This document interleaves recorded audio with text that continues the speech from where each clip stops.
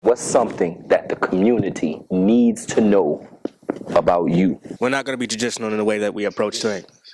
It's probably going to be a lot looser than it is today. It's probably going to be a lot more, let's say, informal than it is right now. But I think it's going to be good.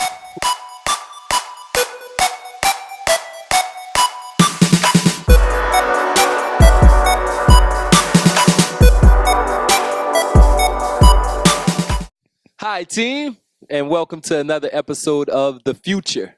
I am your host, Leonard Zanders, and we have another great panel of guests. Hi, I'm Deion Lewis. My name is Mark Robinson. My name is Janisha Cameron. My name is Walter Woods. My name is Justice Richardson. Hi, my name is Blake Brooks. My name is Maraja Henderson. My name is Jeremy Reed. My name is Freedom Richardson. My name is Perion Landry. Good. Okay, so today, team, we're talking about technology. Not being as young as you all are, I know in my generation, we came up where technology was not as invasive or such a, it was not, well, it was prominent, but it wasn't all day, every day. You know what I mean? Cell phones all day, it's not even a phone no more, right?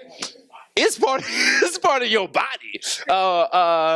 And that's just a different perspective. Technology is part of you all's lives like it has never been before. And that's a huge thing. Like, my mom has always told me, watch out for certain things. Like, my mom doesn't want me to put my facial recognition on my iPhone because something may happen later, even though I have it now. I have the facial recognition. I could hold back. I mean, I live with my grandparents. Like, sometimes I'll say, my stomach hurt, and they'll say, oh, that's because you're on that phone so much. And I'm just like, wait, what? Yeah. And my grandma, she's always on her phone, but she has a touchscreen phone now. And she's always asking me, why does my phone have a virus? And I'm like, Mama, it's just an ad, because like they're trying to get your information, and they're trying for you to get your information put out there on the website. We have a lot of laptops, iPhones, Androids, and like a lot of ads will pop up on our phone, and she would like go crazy. It was one time that my little niece, she was on her phone, and then an ad popped up. My mom took her phone for a week and never gave it back to her. Like, it's crazy with parents. Why y'all think we like that? Y'all never had it. I mean, well, No, come on, no, keep it real. Come on. Why Okay. parents like that? So, I know why my mom's like that. She's just worried about something bad might happen with all of our information. Parents just worry a lot. Like, say you go to the zoo or like an amusement park with your parents, and they have a newfound species or something like that. Your parents are gonna be like, oh, don't go too close to it. You don't know what's gonna happen. You don't know what it might do. And a phone is like to them a new species, because they don't know what the phone can do or what it can't do. So like they're too prone to you being protected. Okay. Because they'd rather be too protected. Do you than know what the underprotected. phone can do or can't do? Some things. Oh, okay, yeah. I'm with it. I agree with you. Like, y'all didn't have them back then, so it's just like you said, it's a new species to them, and they don't know what it can or cannot do.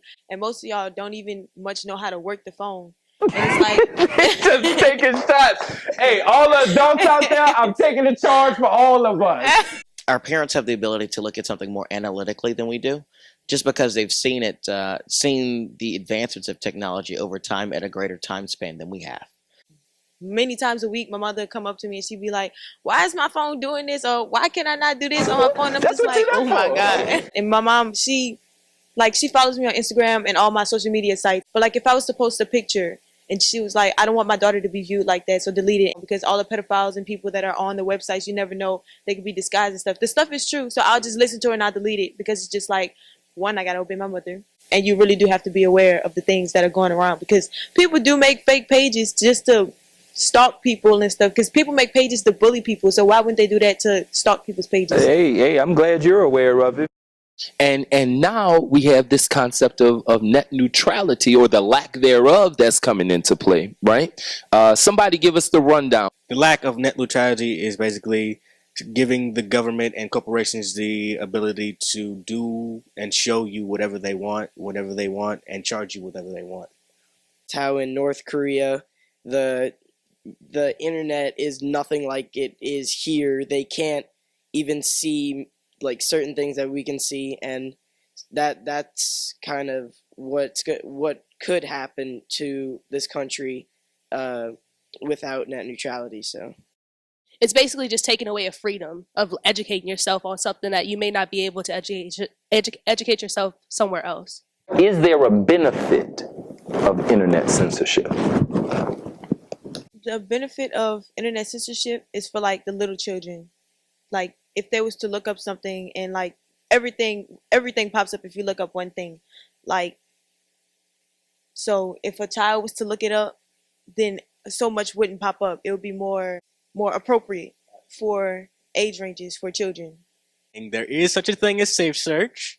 Safe search is a thing. We're talking about like safe search forever, always, never being able to turn off.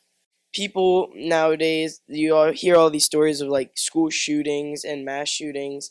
It's easier to get gun pieces from the internet and then just look up a YouTube video how to put the gun together, and that's how these guns are coming to be, and like how people are getting these military grade weapons which you couldn't normally buy. So I pay for my internet, so I should be able to see what I Hey, want. I like how you think, Jadisha. That's right. What's the impact of net neutrality on you all, on your lives? So the biggest impact would be a lack of information.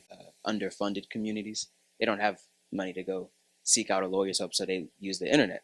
But if they don't have that, then they're just at risk to being victim to another way of the injustice that the Louisiana criminal justice system often delivers to Black communities.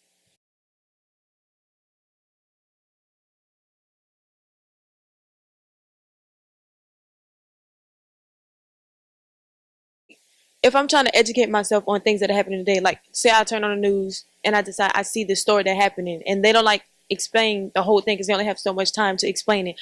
So I will go look it up to go and get more information on it, but they will block it. So it's just like now I'm not aware of what's going on today. Who benefits from the lack of net neutrality? AT&T, there's the list goes on and on. Every every corporation. Big time prison systems and people who benefit off of private prison systems benefit from that, because if you don't even know what you're dealing with during your criminal system and it ends up playing out bad for you, your criminal case, and it ends up playing out bad for you, that's just another prisoner that the state of Louisiana has to pay for to the private prison corporations that benefit from the lack of net neutrality. It takes away from people trying to build something, like as far as apps. Like if you want to bring up a new app or something, you can't because it's blocked, or something that you have in your app is blocked. It's like taking away building up a company for yourself, like entrepreneurship. Depending on who's in office, it might benefit the government to keep people in the dark. And it's sad that we're even having the discussion about net neutrality in a country that, proclaims itself to be the freest in the Western world or across the globe. I think the bedrock of net neutrality is extremely important. I think because it safeguards us from the extreme privatization of certain services that we rely heavily on. Just imagine if they block social media accounts or make us pay for social media, because currently it's free. But like, what if they make us pay for it? And we get most of our news off of social media. How many of you all get your news or information from the internet? It's a great conversation, you all. One quick takeaway. I learned that you have to be more aware about the technology that's around you, because you never know what's going to pop off at all.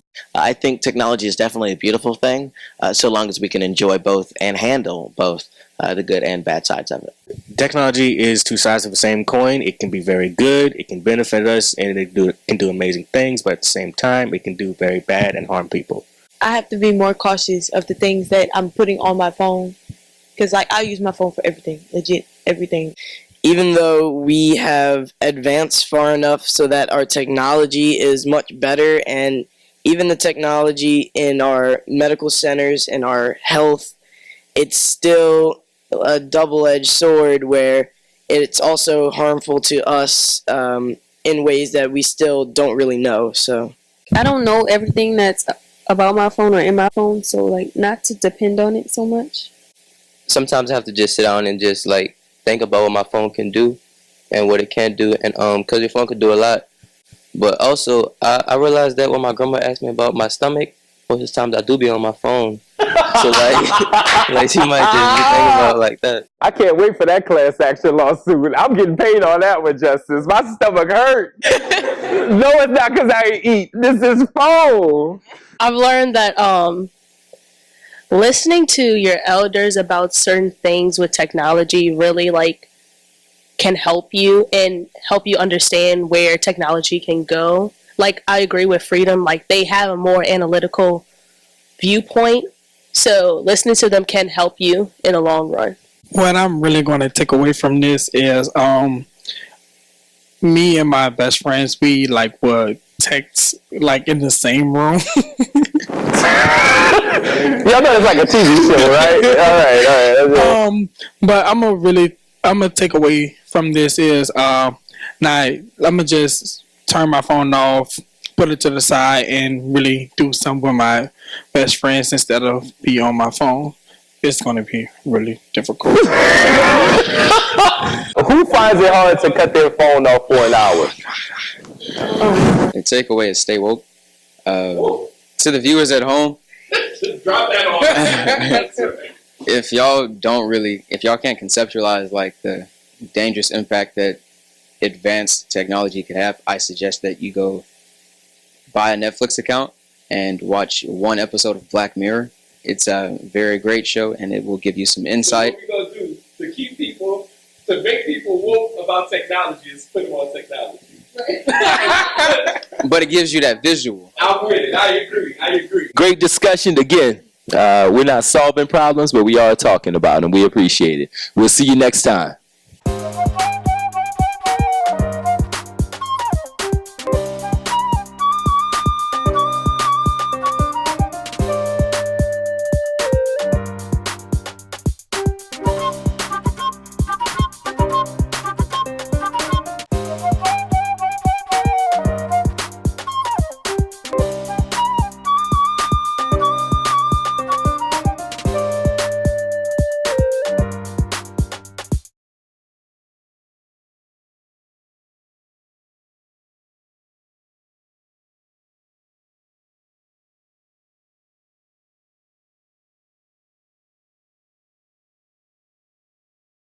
It's going to be good. Who agrees?